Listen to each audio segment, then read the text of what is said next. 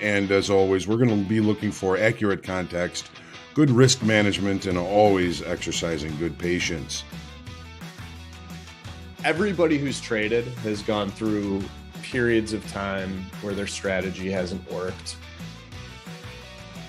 Where if not a hard stop, you should reevaluate the trades you're in based on time. That's what we're here for, is to put ourselves in the best success. A trading routine does that, builds that habit, lets you know what to work on, what to reflect on, and what to improve on the next day.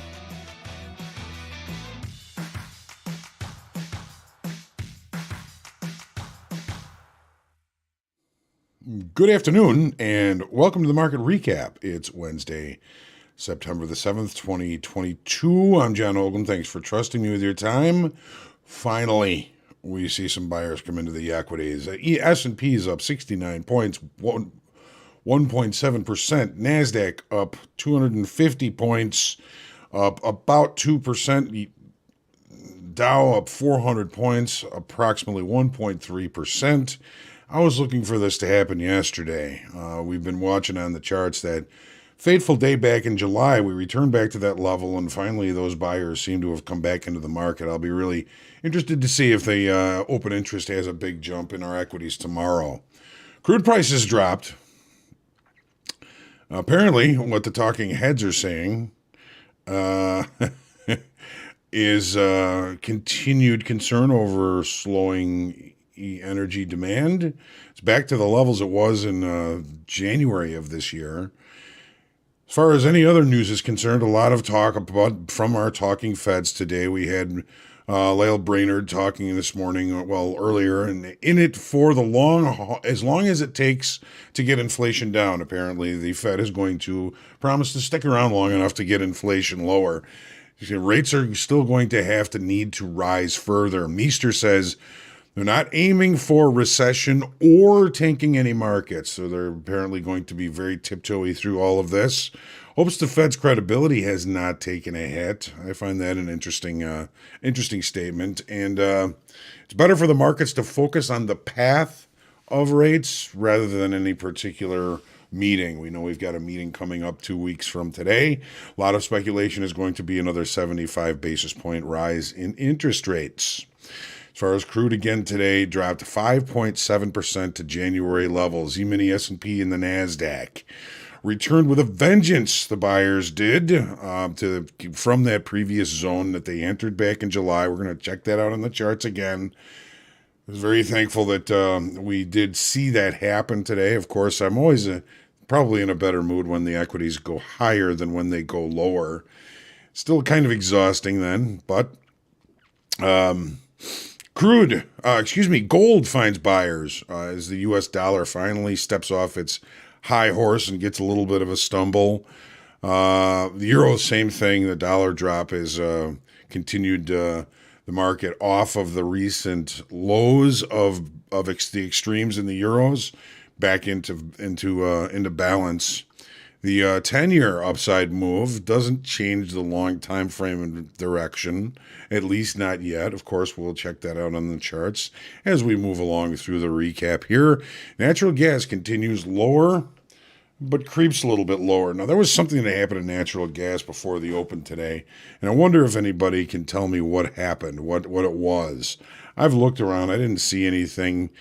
It's just some sort of strange happening in the natural gas before the open this morning. We'll take a look at that on the charts as well. As always, please make sure you hit the lucky like button. Share, comment, question, feedback, heckling, and love are always welcome here on the Market Recap.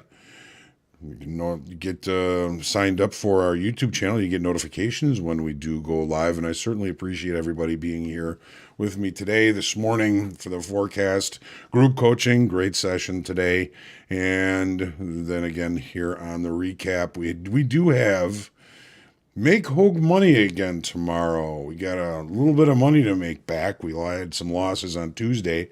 I did trim those a little bit during the day on Tuesday. Should have opened up that account today and just bought some S&Ps and some Nasdaq and anything else, except crude, of course. But you know what? We're working together on that account, and we're going to work together on it again tomorrow. It's going to be a special day for Make Hogue Money. We've got a very special guest, somebody that we've known for quite some time, and somebody who is going to, I'm sure, be a fan favorite. I'll wait till tomorrow morning in the forecast to tell you who it is. Vince, my guy, it's good to see you. V up, sending love to Eddie. Give him some more potatoes. I will let him know, V up, that you sent him some love. Kyle, my brother Rick, good to see you. I love you. Tony, I am Saint with just an N. Zorane, good to see you. Kyle, frustrating day, no backside, only higher and higher. Kyle, sometimes when a market is really directional, when the market is really strong in one direction, it's almost as if that market tries to keep you from getting in. Remember that the next time you see a market that's directional and you are having a real hard time getting in. You may need to be a little bit more aggressive, look for smaller pullbacks. There's no guarantees anything is going to work ever, and we are, always looking for opportunities to get into these trades. But that was one heck of a move to the upside. I'm kind of wondering what the New York Stock Exchange volume looks like. It's actually a little bit lower than it was yesterday at 2 o'clock. So it's going to be interesting to see how this plays out. We're going to see some big volume here at the end of the session. Nicholas, good to see you. Thanks for joining me. So again, tomorrow, Make Hogue Money, get a special guest. Some of you might already know who it is, but we'll be looking forward to seeing it. So next week, and tell everybody on the forecast, tell everybody on the recap, we've got the market forecast, we've got group coaching, and then on Monday and on Tuesday we've got the market forecast, we've got coach's playbook, we've got Make Hogue Money, forecast, Make Hogue Money, coach's playbook, and then we're going to have and then we're going to have a class on Tuesday and Thursday next week. It's basically Tales from the Coach. It's some of the tougher and most popular questions that we get asked in group coaching. We've been coaching traders around here at Top Step for about 10 years, and just kind of looking through, I save all the information, I save all the emails, I save all that, and kind of tallied up what are the most popular, maybe some of the harder questions. And we're going to do those next week on Tuesday and Thursday at 12:30. So maybe take a little break from lunch and come join me for Tales from the Coach, as well as everything else we always do. And then the week after that, I think we're going to be redoing live the Top Step Strategies classes. So we've got a lot going on here in September to get us back into the markets after a long summer, back to school, back to the markets type of situation. So looking forward to being able to represent all of that. It was okay up until noon, then it just wouldn't budge. I analyzed U-Trade. I was a seller all day waiting, was able to pull 2 winning trades in Nasdaq Micro for 70 points. It's a good thing you took those profits off when you had them if you were short equities at any time today. Nice job finding the change there, and nice job taking profits on those trades. Tried to sell the micro mini S&Ps, but went flat on a pullback. Lucky, just a good decision, it looks like, Dimitar. Just a good decision. Let's take a look at these charts. Let's start with the crude oil. Think about what we were thinking earlier today and what happened. Wow, look at this move. Holy cow. So, when we break out from balance, we break out from balance, don't we? Putin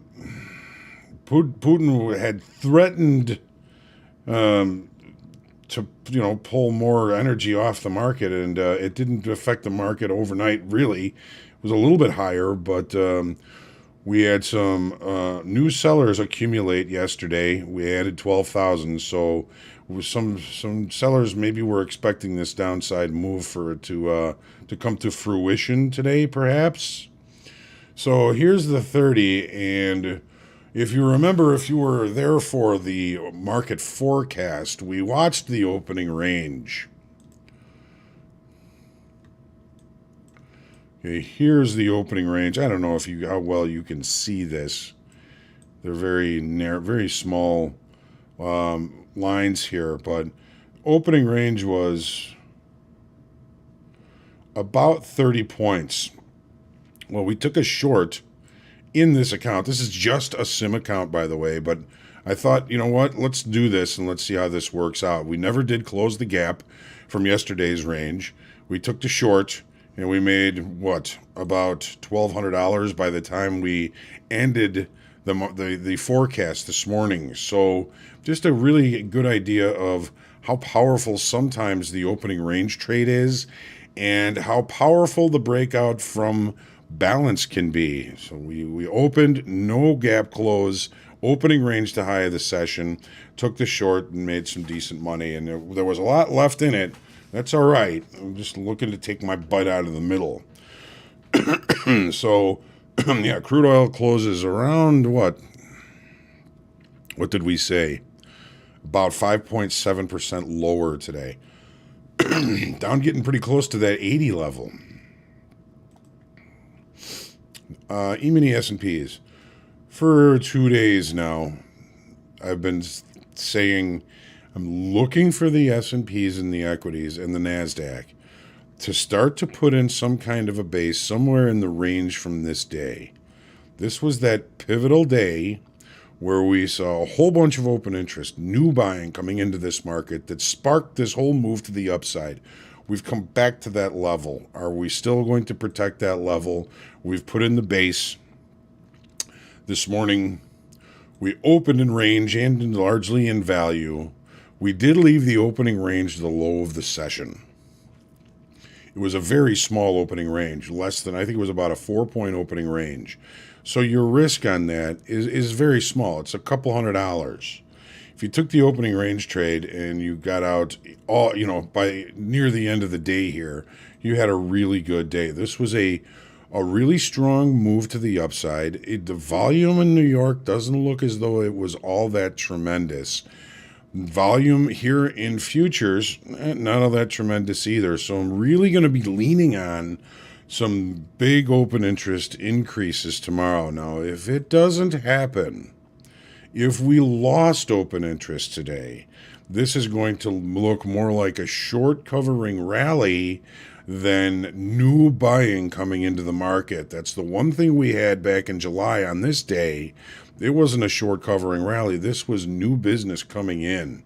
This is a bullish engulfing pattern. If we brought in a whole bunch of open interest, I'll start looking to buy weakness in this market.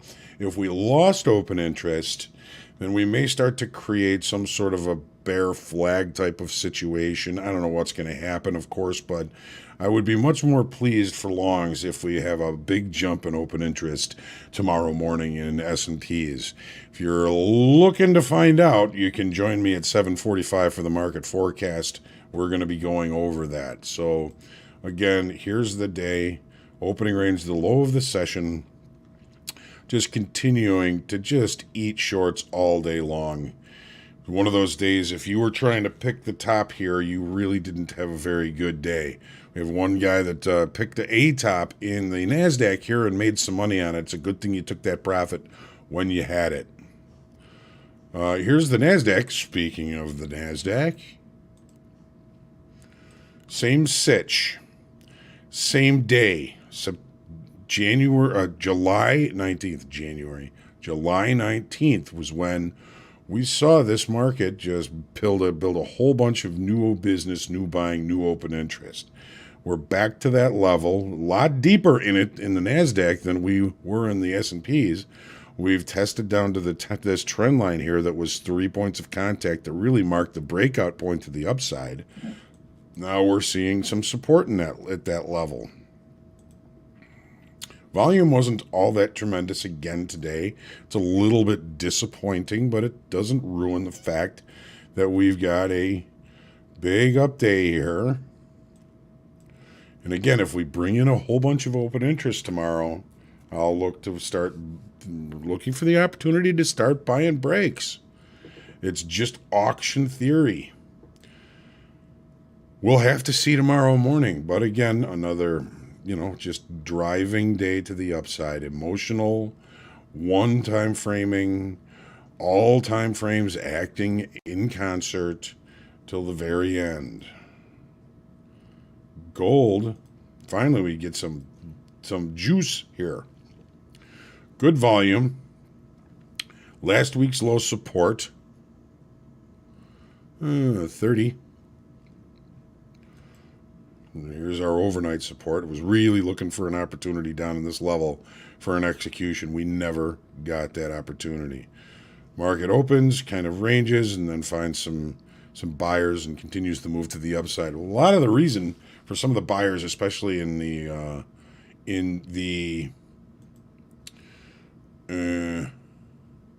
currencies and the gold, is finally the U.S. dollar took a stumble to the downside today. So it was down a little bit over 0.5% right now as we speak. So it's come off that high, which it just put in a 52-week high this morning at 110.79.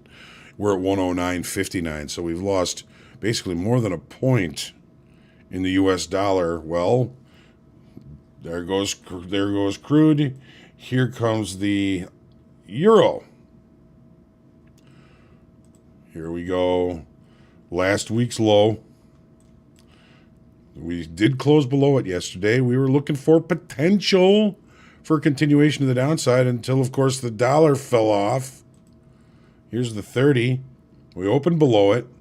We found some degree of resistance there, but as soon as that dollar started coming off the highs, it was Katie bar the door for currencies as well as the metals. Let me take a look here at silver. I think I have silver up here. No, that's not the right spot. Here it is. Silver. So the dollar falls off, and currencies and metals go crazy. Here's the 10-year. So we're looking at this as a continuation of this down move. Today's move, I don't think, changed the structure of this. Okay, there's no structure break. We did close below the weekly kickoff low. We did spend most of the time down there yesterday. I think this is a little bit of an anomaly, this move to the upside. Let's see here. So here's our close. Here's some time. Here's more time. Dollar falls off. We look above. I'm going to be looking for opportunities near weekly kickoff low here in either direction. I think this is going to be somewhat pivotal unless, of course, it becomes magnetic, which does sometimes happen. And here's the natural gas. Okay, here's the daily.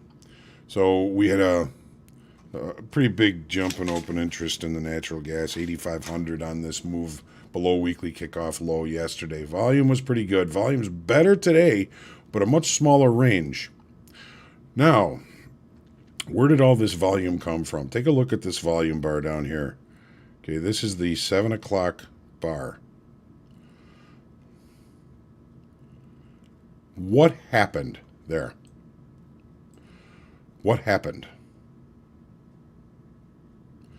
Take a look at this on the 1 minute chart.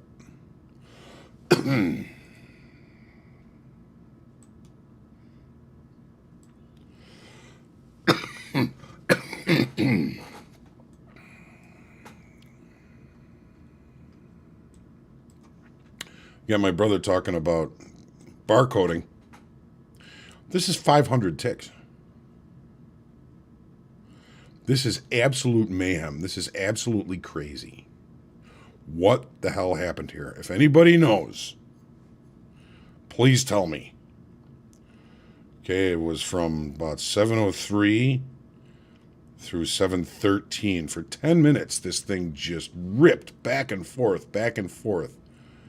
I'm so glad that I wasn't involved, and I'm sure most of you are, but this is just a nightmare. Remember, this is the 1 minute chart. Look at all that volume. Rest of the day, nothing. Yeah, there is a lot of pressure on the power grid in California. But I mean, was that what does this to this market? I mean, just a wild. I'm just kind of floored as to what the heck this was about. Part of me thinks that it was some sort of an algo, some sort of an HFT machine that went crazy for a few minutes and they finally shut it off. I mean, this would be an absolute nightmare because you're buying high, selling low, buying high, selling low if that's the case. But I have no idea what happened. I haven't heard anything about it. I haven't seen anything. Maybe the exchange doesn't want to talk about it. Quite possible. Quite possible.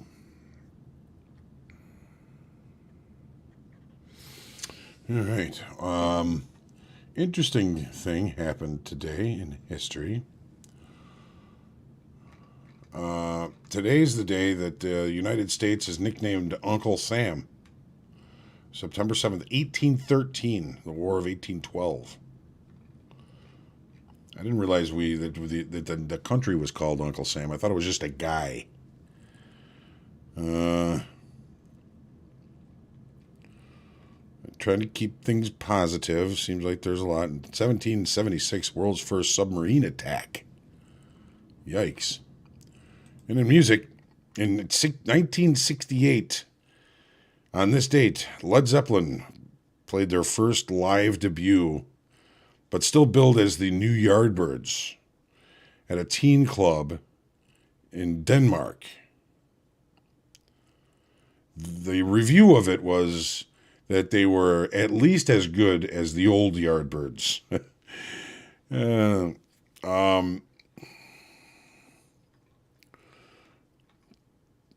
1976, ABBA was at number one in the UK and the US with Dancing Queen. 1978, on this day, Keith Moon died.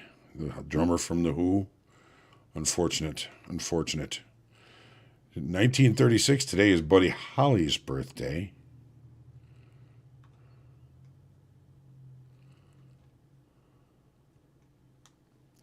1997, Fleetwood Mac went number one in the U.S. album chart with The Dance, the album that they said they would never put together. They were pretty much broken up at that time. 1951, today is Christy Hynde's birthday. You will know her from the lead singer of The Pretenders.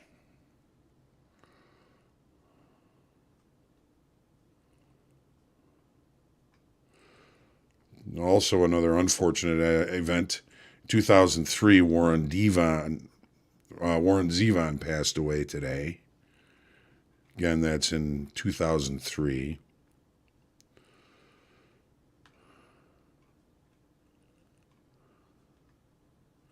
I hate to leave somebody out. Diane Warren is a U.S. songwriter you probably never heard of. She's written over 80 U.S. top 20 hits, including Aerosmith's Don't Want to Miss a Thing, Leanne Rimes' How Do I Live, Tony Braxton's Unbreak My Heart, plus hits for Cher, Celine Dion, Michael Bolton, Rod Stewart, Ace of Base, and a cast of many.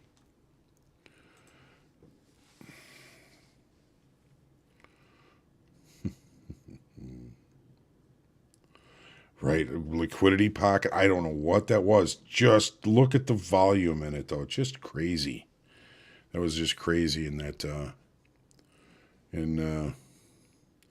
nat gas. Well, what do we got tomorrow? We have jobless claims, and Chairman Powell speaks tomorrow at 8:10. 8:10, just before Make Hogue Money be during the market forecast. We'll see if there's any release statement that causes a knee jerk in the market. We also have Nat Gas. We also have the EIA Petroleum Status Report. We did not have it today because of course, the holiday on Monday. But that's really going to wind up our major economic information. We still have a couple of talking feds on Friday, but tomorrow is going to largely be it for important economic information. As always, thanks for joining me.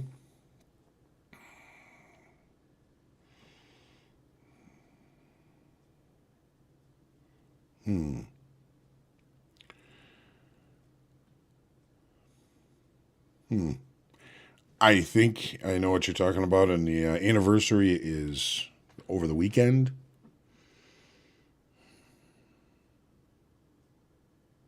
Mike? Hopefully it's not going to be that. My goodness. All right.